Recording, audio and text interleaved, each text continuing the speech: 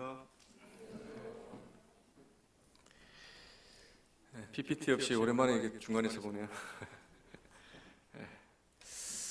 자, 오늘 오전에도 이렇게 일부에 잠깐 말씀을 그 학생들과 교사들한테 전했는데, 오늘 제목은 이렇게 정해봤습니다. 말씀이면 충분한가? 이렇게 제목을 한번 정해봤습니다. 말씀이면 충분한가? 제가 왜 이런 그 말씀을 준비하게 됐는지를 먼저 말씀을 드리겠습니다. 성도님들 TV를 보시잖아요, 그죠? 많이는 안 보시겠지만 유익한 것들을 많이 보시겠죠. 그 중에 그 세바시라고 들어봤습니까? 많이 보시죠? 세상을 바꾸는 시간 15분. 거기에 보면 여러 강연자들이 나오잖아요. 그 어떤 때 보니까 학생 같아 보이는 학생들도 나오고 그러더라고요. 그렇게 이제 강연을 하는데 그 볼 때 느낌이 야, 참 대단하다.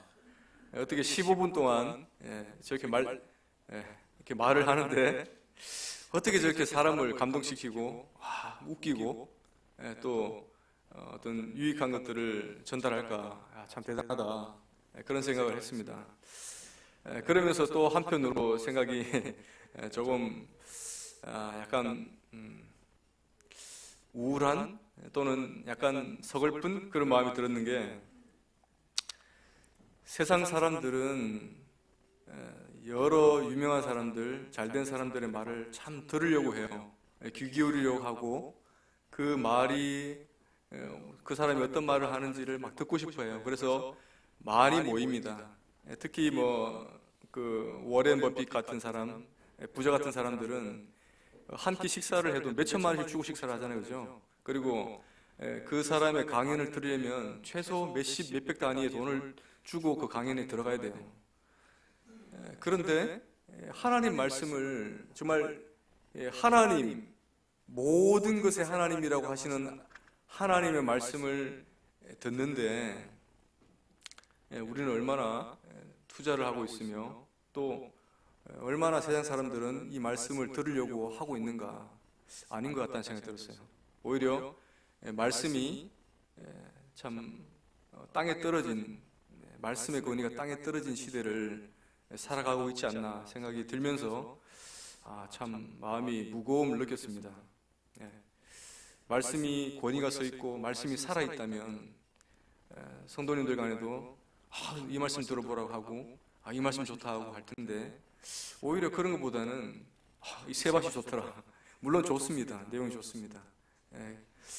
한편으로 그런 마음이 들었어요. 그래서 과연 말씀이면 충분한가, 아니면 말씀이 부족해서 다른 거라도 들어야 되는 건가, 그런 고민을 하기 시작했던 거죠.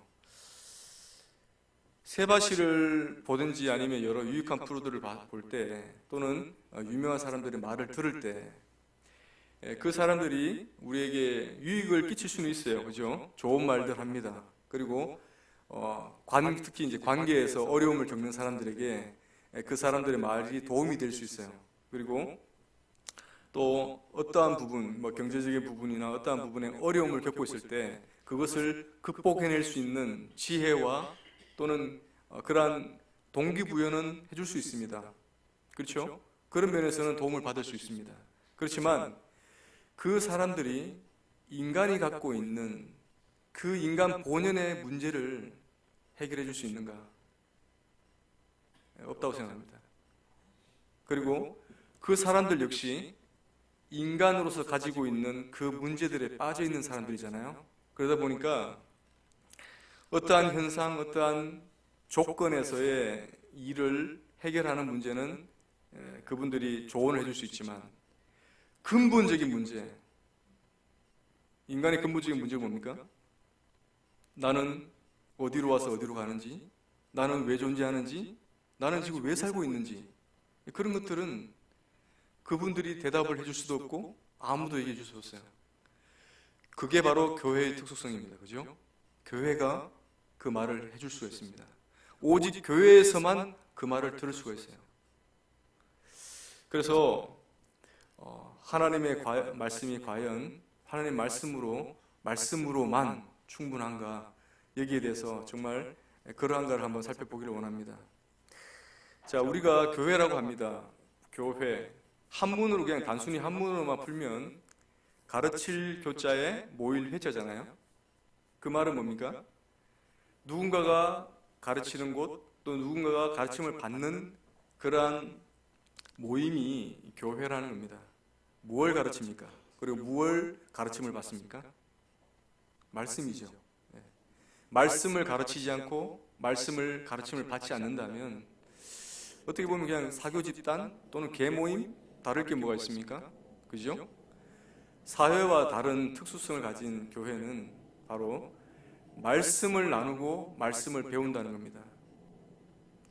그래서 더 확대해서 정의를 내리면 교회는 하나님의 말씀이면 충분하고 하나님의 말씀이 진리이며 그 말씀을 믿는 이들의 공동체가 교회라고 생각을 합니다. 하나님의 말씀이면 정말 충분한가? 첫 번째로 하나님이 세상을 말씀으로 창조하셨습니다. 그죠? 예. 하나님이 세상을 말씀으로 창조하셨어요. 학생들한테는 창세기 1장을 펴보라고 했는데 굳이 뭐 펴보시라고 얘기는 안 하겠습니다. 다 아시니까요. 창세기 1장 1절에 태초에 하나님이 천지를 창조하시니라 이렇게 선포하십니다. 이것은 어떤 설득하려고 말씀하신 게 아니라 당연하듯이 하나님께서 창조하셨다고 말씀을 하시는 거예요. 태초에 하나님이 천지를 창조하셨다. 어떻게 창조했느냐? 첫째 날, 둘째 날, 셋째 날 나오잖아요. 그죠? 첫째 날 빛을 만드셨습니다. 그리고 빛과 어둠을 나누셨어요. 둘째 날 하늘, 궁창이라는 것을 만드셨어요. 궁창 위의 물과 궁창 아래 물로 나누셨어요. 셋째 날 땅, 바다를 나누시고 식물들을 만드셨어요. 넷째 날 해와 또 달과 여러 별들을 만드셨어요. 천체를 만드신 거죠. 그 하늘에 있는 어떤 별들을 만드셨어요. 그죠? 다섯째 날 새와 물고기들을 만드셨어요. 여섯째 날 그리고 비로소 땅에 기는 뭐 건축들, 동물들 여러 땅에 기는 것들, 땅에 다니는 것들을 만드시고 마지막에 여섯째 날 마지막에 사람을 만드셨어요. 일곱째 날은 하나님께서 모든 것을 만드시고 완전하게 만드셨기 때문에 아무 갈등 없이 편안하게 안식하셨어요. 이것이 하나님의 그 성경 창세기 1장 1절에 나오는 1장에 나오는 내용입니다. 하나님께서 모든 만물을 빛이 있으라 또는 뭐가 생기라 하시면서 명령하시면서 만드셨기 때문에 그죠? 하나님이 말씀으로 만드셨기 때문에 그 말씀을 사람은 당연히 들어야 되고 순종해야 됩니다. 그렇지 않습니까? 왜? 사람도 여섯째 날 만들어진 존재이기 때문에요. 여섯째 날 만들어진 존재이기 때문에 하나님의 말씀을 들어야 됩니다. 잠언에 보면 게으른 자여 개미에게 가서 지혜를 배우라 그러잖아요. 개미에게서 지혜를 배워야 됩니다. 왜 그러냐면 우리는 개미보다 더 늦게 태어났어요. 창조 순서로 따지면 개미보다 더 늦게 태어났어요. 기는 것들, 동물들 다 만드시고 난 다음에 마지막에 사람을 만드셨기 때문에 사람은 그 개미에게도, 미물 같은 개미에게도 배울 게 있다는 겁니다. 하나님께서 말씀으로 세상을 창조하셨다. 모든 종교, 모든 고등 종교는 다 자기들만의 경전을 가지고 있어요. 자기들이 믿는 교리들을 담은 교리집들이 있고 경전이 있습니다. 불교에는 불경이 있어요. 그죠? 그리고 이슬람교에는 꾸란이라고 하는 코란 경이 있어요. 마찬가지 우리는 성경이 있죠. 그러나 어느 종교든 자기들이 믿는 신이 이 땅을 만들었다고 선포하는 종교는 없다고 생각합니다. 없을 겁니다. 모두가 다 여섯째 날 만들어진 피조되어진 존재들로서 태어났기 때문에 모든 종교는 창조에 대해서는 말할 수 없어요. 하지만 하나님은 유일하게 성경에서 자신이 이 땅을 창조하셨다고 말씀을 하시는 겁니다. 그 말은 곧 하나님께서 이 땅에 이 모든 것의 주인이시라는 거죠. 주인. 그래서 지금 우리도 하나님을 주 하나님이라고 고백하는 겁니다.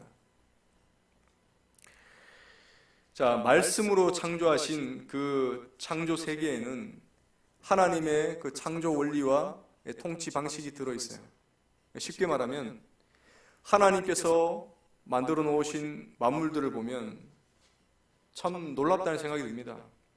나뭇잎도 어떻게 이렇게 보면 나뭇잎, 그 작은 나뭇잎 하나도 참 조밀하게 세밀하게 만들어졌어요. 그리고 똑같은 게 하나도 없어요. 겨울에 눈이 날리잖아요. 그 눈송이를 보면 그 눈송이 눈꽃들의 모양이 똑같은 게 하나도 없대요. 현미경을 보면 똑같은 모양이 하나도 없대요. 그 많은 눈의 결정들이 똑같은 게 하나도 없어요. 하나님이 얼마나 뭐랄까 참 창조력이 뛰어나시다? 더 이상 뭐 이상으로 말을 표현을 못하겠네요. 예. 놀라우시다? 예. 경이로우시다? 우리는 이렇게 고백할 수밖에 없는 겁니다. 예. 자, 그런 하나님, 창조주 하나님, 그 하나님이 말씀으로 만드셨다. 그래서 말씀이면, 그 말씀이면, 모든 것을 만드신 하나님의 말씀이면 충분하지 않을까요? 예. 그러나 인간은 그 하나님의 말씀을 저버렸죠. 인간의 호기심일지, 아니면 인간의 탐욕일지, 아니면 인간의 교만일지, 어떠한 것이든, 어떠한 이유든 결국엔 하나님을 저버렸고, 하나님이 영원히 복을 누리며 살기를 원하셨던 그 마음을 저버리고, 인간은 결국 죄가 무엇인지를 알기를 원하고 죄를 선택하고 죽음을 선택하게 됩니다. 우리가 지금 살고 있지만 사실은 정확한 표현을 하면 죽어가고 있는 거예요. 그죠? 태어나는 순간 우리는 죽어가고 있는 거예요. 죽음이 왜 왔느냐? 하나님의 말씀을 거부했기 때문에, 하나님의 말씀을 불순종했기 때문에 우리는 죽음을 맞이하게 된 겁니다. 두 번째로, 하나님의 말씀은 생명을 살리시기 때문에 그렇습니다. 말씀을 한번 찾아보겠습니다. 에스겔서 37장 1절 말씀입니다. 에스겔 37장 1절에 14절 말씀인데, 에스겔 하면 떠오르는 게 그거잖아요. 딱 한 가지잖아요. 사실은 에스겔 하면 마른 뼈 떠오르잖아요. 마른 뼈가 살아났대. 예. 에스겔서 37장의 내용은 이렇습니다. 하나님께서, 하나님의 영이 에스겔을 데리고 골짜기로 가셨는데 그 골짜기에 마른 뼈들이 널려 있는 거예요. 사방으로 돌아다녀 보니까 그 뼈들이 셀 수 없이 많아요. 그런데 그 뼈가 하나같이 다 마른 지 오래된 뼈들이에요. 심히 말랐다고 되어 있습니다. 그 심히 마른 뼈들을 보여주시고 하나님이 인간에게 질문을 던지십니다. 인자야, 이 마른 뼈들이 능히 살 수 있겠느냐? 인간이 만약에 인간에게 질문한다면 어떤 질문을 할까요? 어떤 내용의 질문을 할까요? 야, 친구야, 뼈가 살 수 있겠냐, 없겠냐? 라고 질문을 하는 친구가 있을까요? 오히려 이 뼈를 어떻게 처리해야 되지? 이 뼈의 주인은 누구지? 이 뼈를 언제 다 치우지?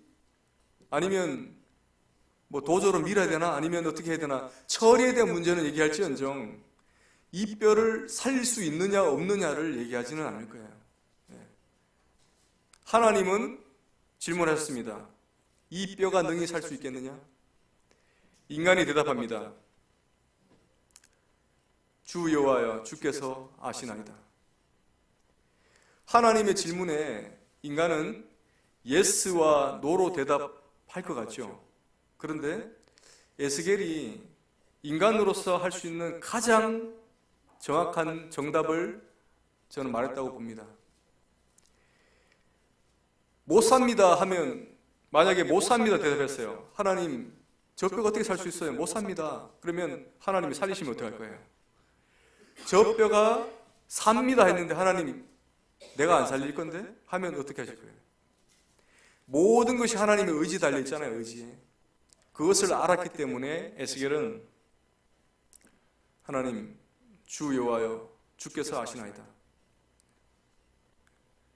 하나님께서 하나님의 의지를 가지시고 질문을 던지신 겁니다. 사실은 살리실 것을 작정하시고 에스겔에게 질문을 던지신 거예요. 그리고 하나님의 그 뜻대로 그 뼈들을 살리시는데 살리는 방법이 독특합니다. 뼈들에게 대언하라고 말씀하시는 거예요. 에스겔에게 뼈들에게 대언해라. 대언이 뭡니까? 대신 말하는 거잖아요. 대언자는 하나님을 대신해서 말을 전하는 자잖아요. 에스겔에게 대언해라, 대언하라고 말씀하셨어요. 너희 마른 뼈들아 여호와의 말씀을 들을지어다. 너희 마른 뼈들아 여호와의 말씀을 들을지어다. 그랬을 때 놀라운 일이 생겼죠. 내용에 보면 뼈들이 서로 연결되고 그 위에 힘줄이 오르고 살이 오르고 살갗이 가죽이 덮였다고 되어 있습니다. 그렇지만 아직까지 움직이지 못해요. 그러는 가운데 또 하나님이 말씀하십니다. 생기에게 명령하여라. 생기에게 대언해서 생기가 불어오도록 해라 했을 때 생기가 불어와서 사람이 결국 살아나게 되는 그런 환상을 보게 된 겁니다. 이 말씀은 바벨론으로 잡혀와서 이제는 이스라엘이 완전히 패망해서 희망도 없던 그 이스라엘에게 다시금 너희들을 돌려보내겠다는 하나님의 의지를 말씀하신 것이지만 이 내용에서 하나님이 어떻게 사람을 살리시는가를 볼 수가 있는 거죠. 하나님이 어떻게 사람을 살리시는가. 우리가 믿음으로 구원을 받았다 말을 하는데 그 믿음의 행위를 할 때 하나님이 어떻게 역사하시는가를 볼 수가 있는 겁니다. 우리는 죄와 허물로 죽었어요. 그죠? 죄와 허물로 죽었던 우리를 살리셨다고 합니다. 에베소서 2장 1절에 보면 너희 죄와 허물로 죽었던 너희를 살리셨다. 죄와 허물로 죽었던 우리가 이미 죽어 있었어요. 나중에 지옥 가서 죽을 존재가 아니라, 나중에 늙어서 죽을 존재가 아니라 이미 우리는 죽었어요. 왜? 하나님을 알 수 있는 유일한 것이 영인데 그 영이 죽어버린 거예요. 죄로 말미암아서 죽은 거예요. 영이 죽은 사람은 정확히 영이 죽었기 때문에 혼과 몸은 당연히 죽는 거예요. 그래서 죽었다고 표현하는 겁니다. 죽은 영을 하나님의 말씀, 하나님의 복음이 들어가니까 그 죽은 영이 살아나는 거예요. 그 말씀에 반응하는 겁니다. 그 말씀에 살아나서 하나님을 알게 되고 예수 그리스도를 믿게 되어서 우리가 구원을 받게 된 겁니다. 하나님의 말씀이 에스겔을 통해서 대언되어져서 뼈들이 살아난 것처럼 우리가 말씀을 통해 살아나게 된 겁니다. 그죠? 하나님의 말씀은 생명을 살리십니다. 하나님의 말씀이 그 말씀 자체가 또 예수님이시잖아요. 태초에 요한복음 1장에 보면 태초에 말씀이 계시니라. 그 말씀이 하나님과 함께 계셨다고 했는데 그 말씀은 곧 예수님이라고 그러잖아요. 예수님이 말씀입니다. 말씀 그 자체이신 예수님이 우리 안에 들어오시면 어떻게 돼요? 예수 그리스도의 생명이 우리 안에 들어오시기 때문에 우리가 살아나게 되는 거죠. 말씀과 함께 또 동일하게 역사하시는 분이 있죠. 에스겔에 보면 생기가 역사했죠. 생기는 바람이라고도 하기도 하고 성령이라고 하기도 합니다. 히브리어로 루아흐라는 이 말이 그래요. 바람, 영 또는 성령을 가르칩니다. 하나님의 말씀과 함께 항상 역사하는 분은 성령이신 거예요. 성령께서 우리를 살리셨다. 말씀이 우리를 살리셨다. 다 동일한 말씀인 겁니다. 하나님의 말씀이 죽은 자도 살리고 죽은 영도 살리기 때문에 말씀이면 충분한 것이죠. 세 번째로 하나님의 진정한 능력은 말씀 가운데 있기 때문입니다. 하나님의 진정한 능력이 어디 있는가? 열왕기상 19장 말씀 보시겠습니다.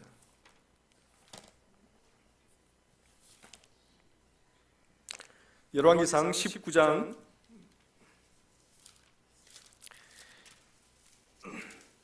11절에서 12절 말씀이에요.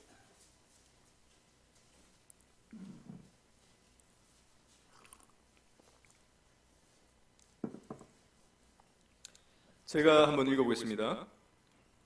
여호와께서 이르시되 너는 나가서 여호와 앞에서 산에 서라 하시더니 여호와께서 지나가시는데 여호와 앞에 크고 강한 바람이 산을 가르고 바위를 부수나 바람 가운데 여호와께서 계시지 아니하며 바람 후에 지진이 있으나 지진 가운데에도 여호와께서 계시지 아니하며 또 지진 후에 불이 있으나 불 가운데에도 여호와께서 계시지 아니하더니 불 후에 세미한 소리가 있는지라.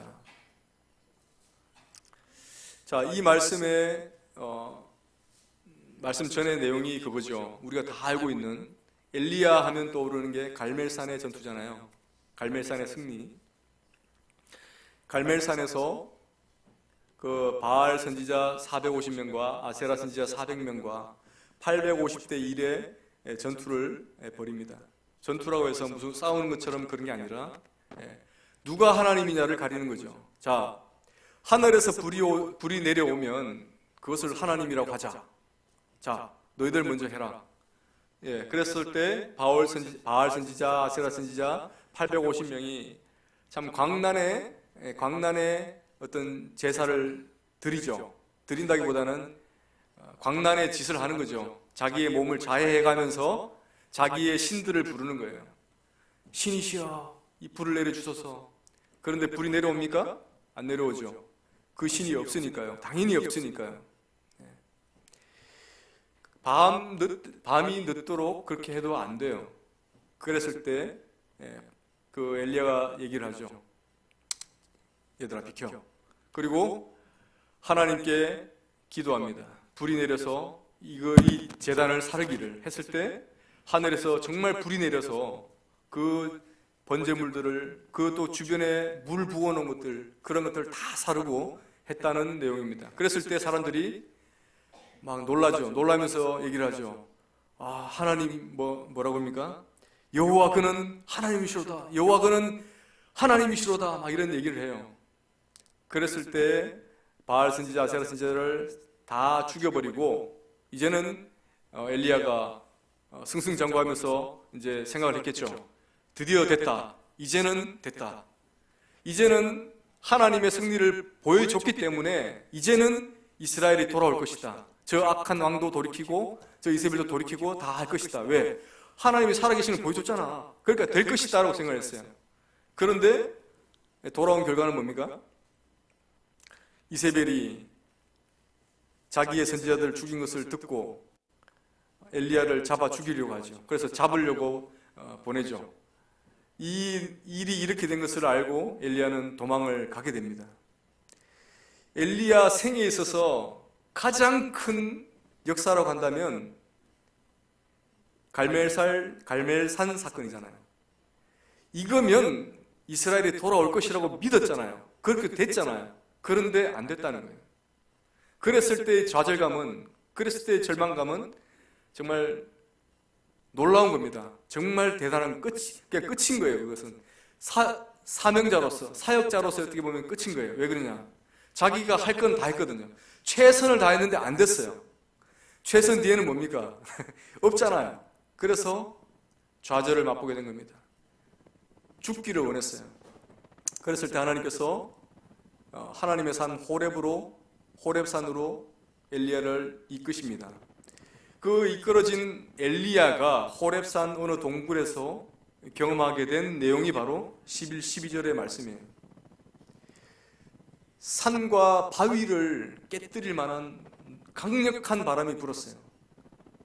태풍의 한 100배는 돼야지 이게 되지 않겠습니까? 그러한 바람이 불고 산을 뒤흔들 그러한 어마어마한 바람이 불었는데 그 바람 가운데 하나님이 계시지 않는 거예요. 두 번째로 산을 집어삼킬 듯한, 온 세상을 집어삼킬 듯한 지진이 일어났는데 그 지진 가운데도 하나님이 계시지 않는 거예요. 세 번째로 모든 것을 불태울 만한 그 불이 맹렬한 불이 일어났는데 그 불 가운데도 하나님이 계시지 않는 겁니다. 이 세 가지가 지나가고 난 뒤에 세미한 음성이 들려요. 아주 작은 소리. 그 작은 소리가 들리는데 그 작은 소리 가운데 하나님이 계시는 거예요. 엘리야야, 네가 왜 여기 있느냐? 그러면서 다시금 엘리야에게 마지막 사명을 주시는 거죠.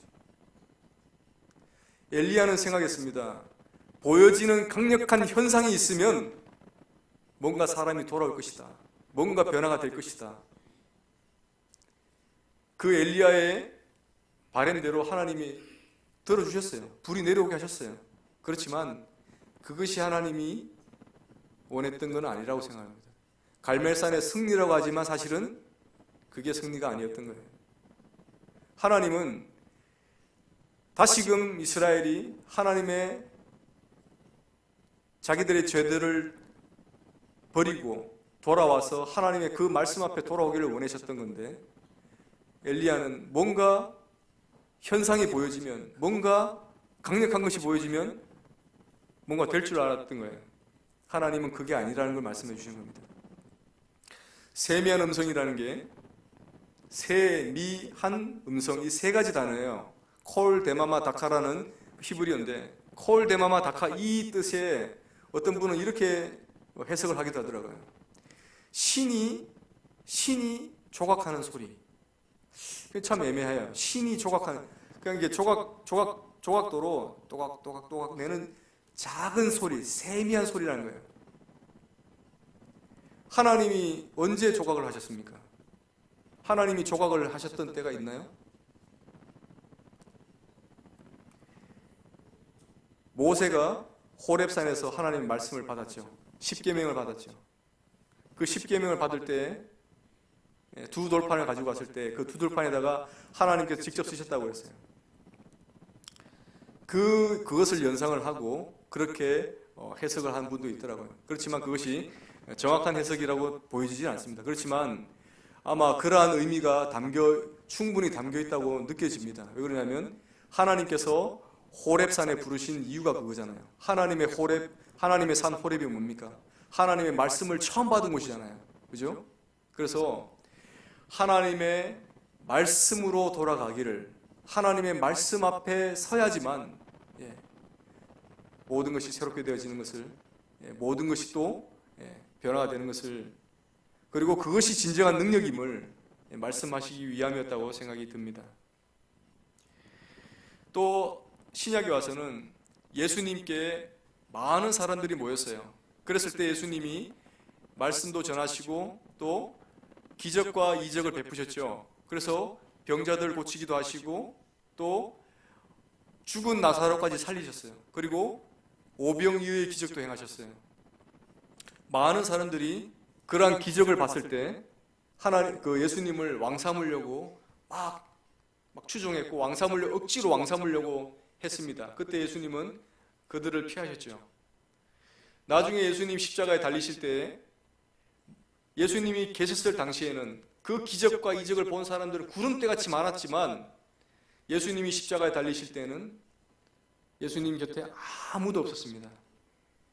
예수님이 부활하신 이후에 비로소 사도행전 1장에 보면 한 120명 정도 남아있는 것 같아요. 그죠? 120명 정도. 예수님의 사역에도 그 놀라운 광경, 그 기적들, 그것 때문에 많은 구름대같이 많은 사람들이 모였지만 정작 마지막까지 남아있던 사람들은 예수님의 말씀을, 예수님의 발치에서 그 말씀을 받은 사람들이에요. 그 말씀을 듣고 그 말씀을 따른 사람들이에요. 하나님의 진정한 능력은 보이는 현상이 아니라 하나님의 세미한 음성 같은, 비록 작아 보이고 연약해 보이는 그 말씀의 능력이 있습니다. 네 번째로, 하나님의 말씀만이, 오직 하나님의 말씀만이 사람을 변화시킬 수 있습니다. 그래서 말씀이면 충분합니다. 오직 하나님의 말씀만이 사람을 변화시킨다. 처음에 예를 들었던 것처럼 세바시의 많은 강연자들이 좋은 말들 그리고 유익한 말들을 해줍니다. 너무나 유익하고 너무나 감동되고 너무나 웃깁니다. 그렇지만 돌아서면 또 현실이에요. 돌아서면 또 현실이어서 또다시 넘어져요. 세바시의 강연자들이 많은 이유가 거기 있습니다. 어느 한 강연자가 나와서 진리를 말하고 그 진리 때문에 삶이 뒤집어지고 변화되었다면 더 이상의 강연자가 필요가 없어요. 그렇죠? 그렇지만 계속 새로운 강연자들이 등장하는 이유는 뭐냐? 그 사람들은 작은 한 부분은 얘기해 줄 수 있지만 근본적인 것을 다루지 못하기 때문에 그렇습니다. 근본적인 인간의 변화를 다룰 수 없기 때문에 그런 거예요. 하나님의 말씀만이 사람을 변화시킵니다. 에스라 7장 10절의 말씀을 한번 보시겠습니다.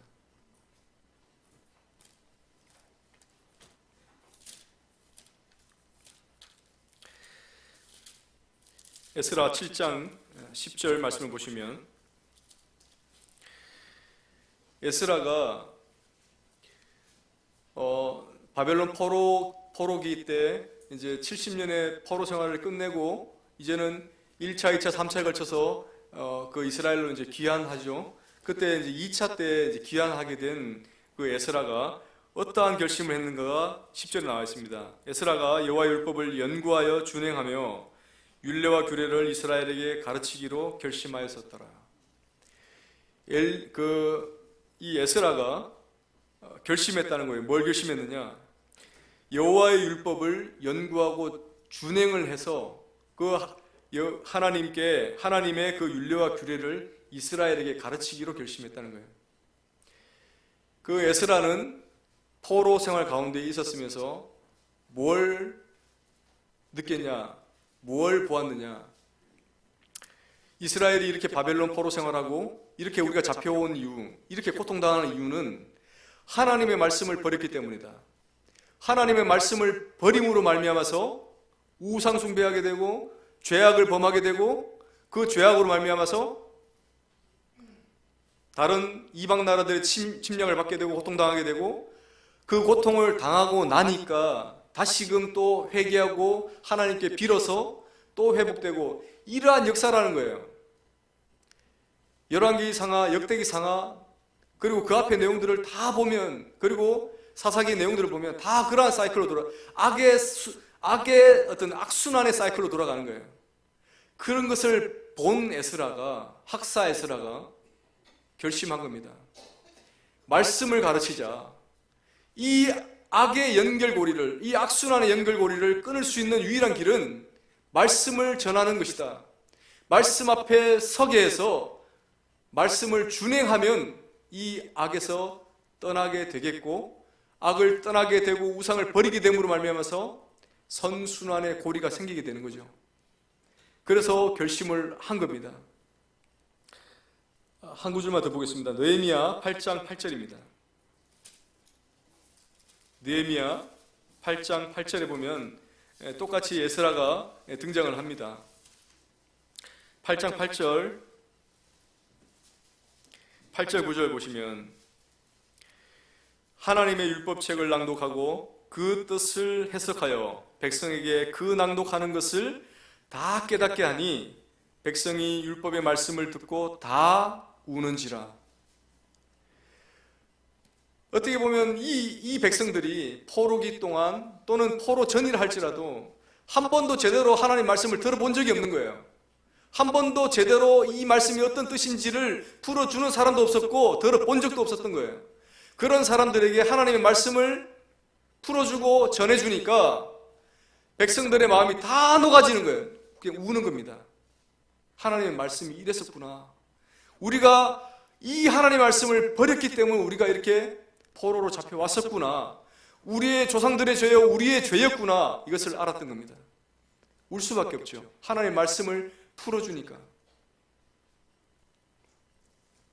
하나님의 말씀이 그 사람들의 마음을 녹게 만들어서 그리고 다시금 자기가 가던 길을 돌이켜서 변화를 받을 수 있게 하는 원동력이 바로 말씀이기 때문에 말씀이면 충분한 것입니다. 사람은 누구나가 다 좋지 못한 것 또는 고치고 싶은 것에서 변화를 받고 싶어 합니다. 그죠? 변화는 받고 싶어 하는데 계속 직진만 하면 어떻게 됩니까? 변화는 될 수가 없어요. 유턴을 할 수 있어요. 유턴을 해야지 변화가 되죠. 유턴을 해야지. 그 유턴이 회심이요 회개 아닙니까? 자기가 행하던 직진하던 그 삶에서 이제는 그것이 아니라고 돌이켜야지 회심이요 회개인데 자기 스스로 그걸 할 힘이 없어요. 자기 스스로 그것을 낳을 힘이 없다니까요. 하나님의 말씀이 도와주셔야 된다니까요. 그 말씀이 우리의 굳어진 땅, 묵은 땅이 부드럽게 되어서 그 말씀이 들어가야지만 변화가 된다니까요.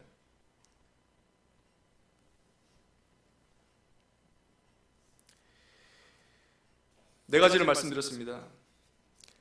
말씀이면 충분한 이유. 하나님이 이 세상을 말씀으로 창조하셨기 때문에.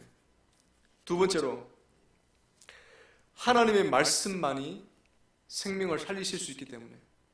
세 번째로, 하나님의 말씀만이 능력이기 때문에. 그리고 그 하나님의 능력이 말씀 가운데 있기 때문에. 네 번째로, 하나님의 그 말씀만이 사람을 고치실 수 있기 때문에 그 말씀이면 충분한 것입니다. 정리하겠습니다. 하나님의 말씀에는 크게 네 가지의 내용들이 있는 것 같아요. 첫 번째로 경고하십니다.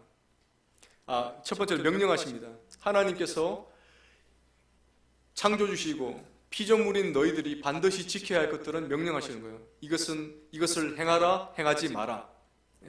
하나님만이 하실 수 있는 명령이죠. 행하라, 행하지 마라. 왜 그러냐?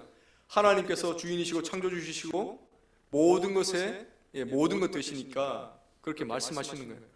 명령하시고 그 다음에 경고하십니다. 죄악에 물들기 쉬운, 죄로 말미암아 다시 하나님을 버리기 쉬운 우리를 위해서 경고의 말씀을 해주시는 거예요. 이것은 명령과 경고는 우리의 생명에 관련되어 있어요. 이것을 하지 않으면 우리의 생명이 위태롭기 때문에 우리의 생명을 위해서 하나님께서 명령하시고 경고하시는 겁니다. 두 번째로 권면과 위로가 있어요. 권면과 위로. 권면의 대표적인 것으로 지혜서인 뭡니까? 잠언이 있죠.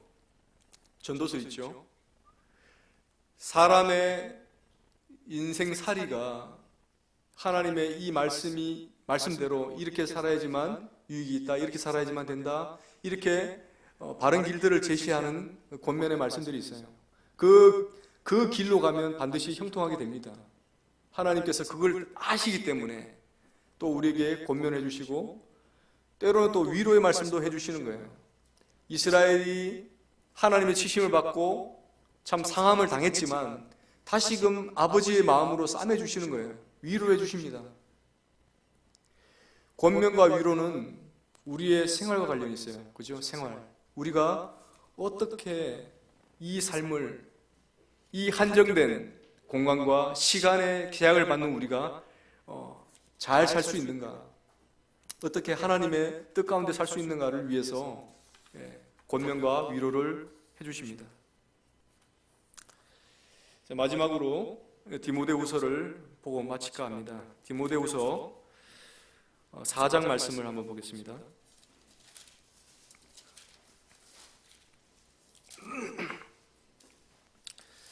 디모데후서 4장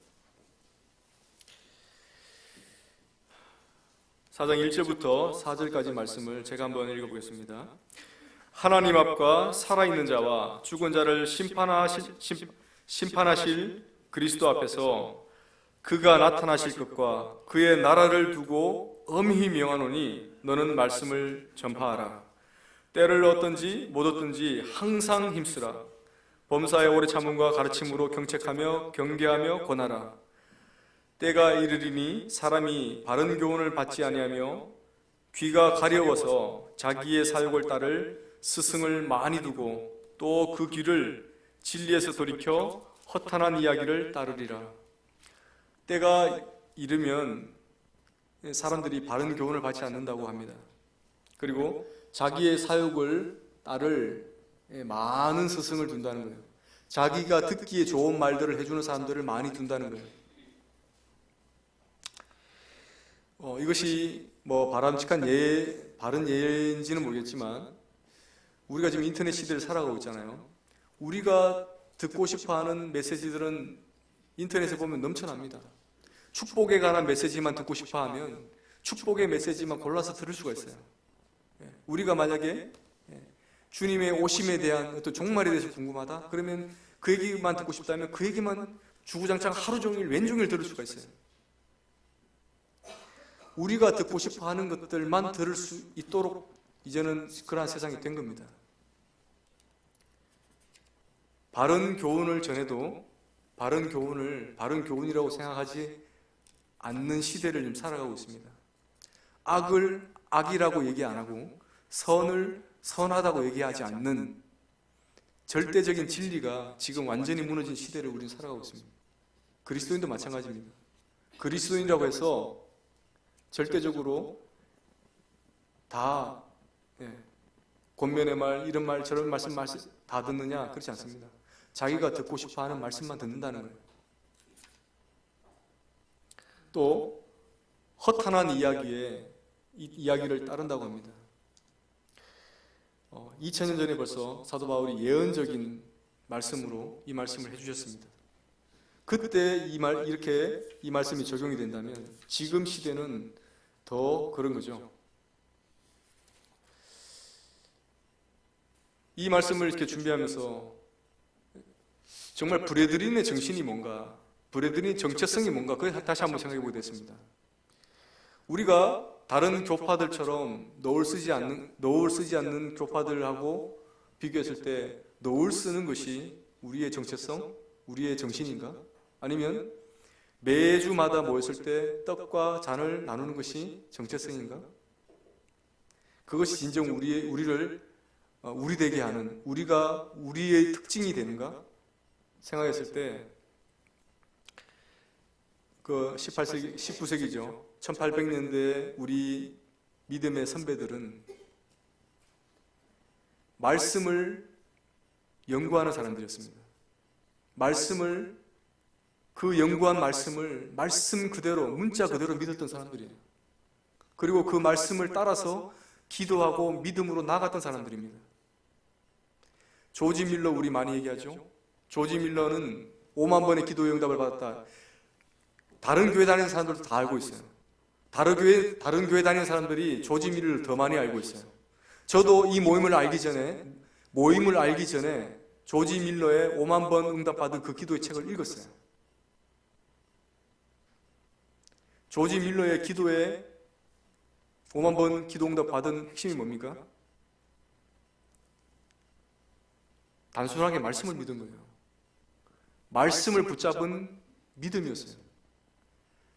하나님은 고아들의 아버지시라는 그 말씀 한 구절을 자기는 믿었던 거예요. 하나님이 고아의 아버지시니까 아버지가 아들을 굶기시겠나? 아버지가 아들에게 좋은 거 주시지 않겠나? 이러한 단순한 믿음으로 시작했는데 그 믿음이 결실을 맺은 거죠. 그 믿음의 그 배경에는 단순한 말씀에 대한 믿음이 있었던 거예요. 말씀. 정리하겠습니다. 디모데후서 내용은 바울의 마지막 서신이에요. 바울이 마지막 자기의 생애를 마감하기 직전에 가장 기억나는, 그리고 가장 말을 해주고 싶었던 디모데에게 쓴 편지입니다. 거기에 디모데에게 이렇게 권면하고 있습니다. 2장 15절에 보면 너는 진리의 말씀을 옳게 분별하며 부끄러울 것이 없는 일꾼으로 인정된 자로 자신을 하나님 앞에 드리기를 힘쓰라. 진리의 말씀을 옳게 분별하며 잘 자르듯이 길을 내듯이 옳게 분별하는 겁니다. 그리고 자신을 하나님 앞에 드리기를 힘쓰라. 자신을 하나님 앞에 드리기를 킹제임스에는 스터디하라고 되어 있습니다. 자신을 하나님 앞에 드리기를 연구하라, 공부하라. 3장 16절에는 모든 성경은 하나님의 감동으로 된 건데 하나님의 사람으로 온전하게 하며 모든 선한 일을 행할 능력을 갖추게 해주는 것이 성경이라는 겁니다. 성숙한 그리스도인, 그리고 어느 정도 신앙이 성숙 단계에 접어든 성도라면 누구나가 다 그런 마음을 품죠. 나도 하나님의 사람이 되고 싶다. 나도 하나님의 사람이 되면 좋겠다. 하나님의 사람이 되고 싶습니까? 하나님의 말씀을 읽으십시오. 하나님의 사람이 되고 싶습니까? 하나님의 말씀을 연구하십시오. 지금 디모데후서 3장 16절에서는 그 말씀을 하고 있는 겁니다. 하나님의 사람으로 온전케 하며 행할 능력을 갖출 수 있으려면 말씀을 읽어야 된다.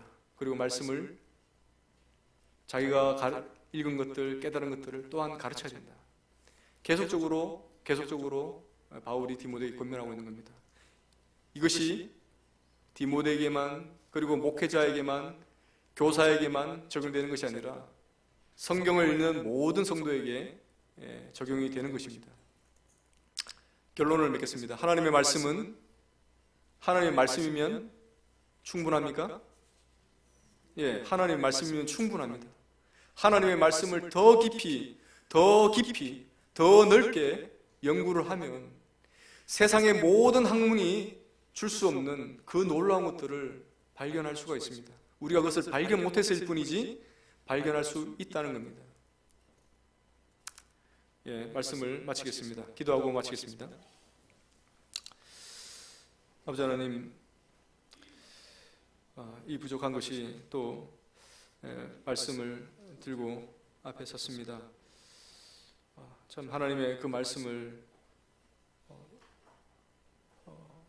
읽어야 되고 또 연구의 함을 절실히 느끼지만 또 그렇게 살아가지 못하는 또 연약이 있음을 고백합니다.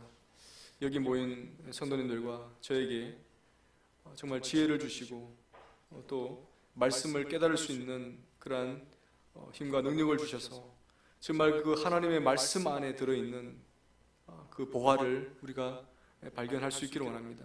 그리고 말씀으로만 힘을 얻고 살아가는, 다른 세상 것에 귀 기울이거나 다른 세상 것에 눈 돌리지 않고 오직 말씀에 창념하는 그러한 팔공로교회 성도님들이 될 수 있기를 기도하며 하나님께 의탁을 드립니다. 존귀하신 예수 그리스도 이름으로 기도드렸습니다.